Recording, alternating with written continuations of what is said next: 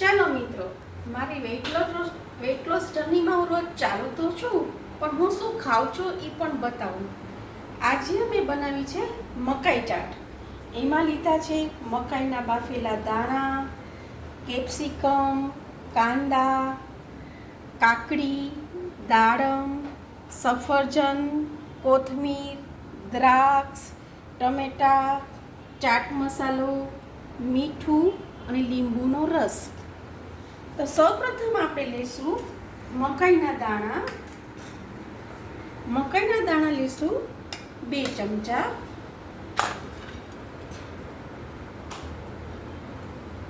પછી લઈશું દ્રાક્ષ 1.5 ચમચી જેવી.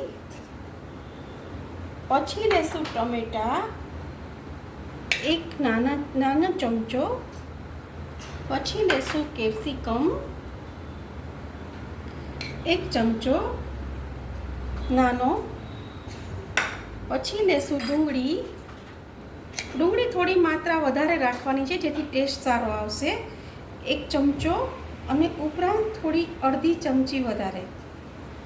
કાકડી પણ બહુ સારી લાગે છે એટલે કાકડી પણ આપણે આખો ચમચો ભરીને નાખશું અને ઉપર થોડું વધારે કાકડી નાખશું. અને દાડમ કોને ન ભાવે? દાડમ તો બધાને જ ભાવે. દાડમથી ચાટનો ટેસ્ટ વધારે સ્વાદિષ્ટ બનતો હોય છે.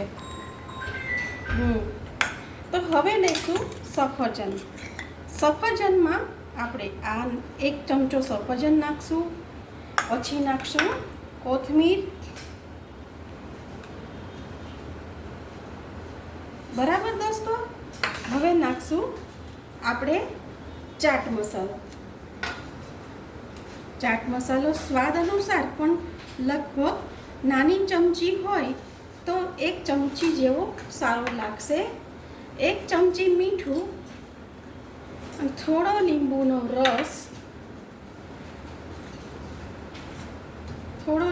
રસ. એટલે 2 ચમચી લીંબુનો રસ નાખશું.